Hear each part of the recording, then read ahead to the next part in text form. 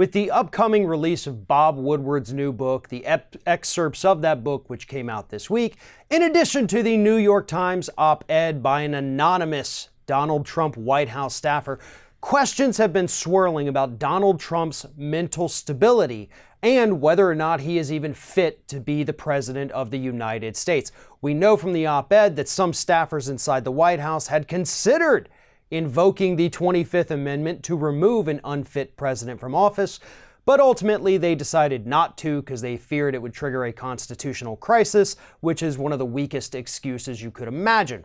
However, in addition to all of that, a new report from Chauncey DeVega at Salon.com reveals that one of the leading psychiatrists in this country had actually been contacted by staffers from the Trump administration who said that they were worried about Donald Trump's mental instability.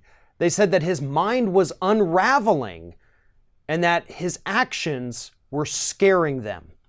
This was Dr. Brandy Lee, a Yale University psychiatrist. She's the editor of The Dangerous Case of Donald Trump. And she said that these staffers, two of them, reached out to her last October to express these concerns. Now, Dr. Lee has obviously been someone who's been very critical of Donald Trump and his mental decline, but in this piece by Chauncey DeVega, it's not just Lee. Many other psychiatrists have also been expressing their concerns. The book that Lee edited, I believe, has 27 different psychologists or psychiatrists analyzing the president, telling us how unfit he truly is to serve as the president. But here's the thing.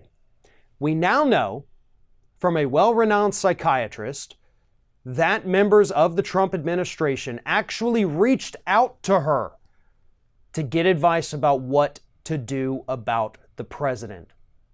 There should be no doubt in anyone's minds at this point that there is something wrong with Donald Trump. And I'm not just talking about, the horrible policies. This man is not thinking clearly because he is mentally incapable of thinking clearly. He is a danger, he is a threat to the entire United States and basically to the entire planet at this point as the leader of the United States. We have passed the time for the 25th Amendment to be invoked. Elizabeth Warren is actually now saying that if the staffers think we should do this, then maybe it is time that we go ahead and do this. This is not impeachment. This isn't revenge. Donald Trump, if the 25th Amendment is invoked, would absolutely get the opportunity to prove himself to be mentally competent enough to continue to serve as president. If he's able to do that, then he gets to keep the job. If he can't, he's removed from office. But it puts it on him. Prove that you are competent enough to run this country. But I don't think he can.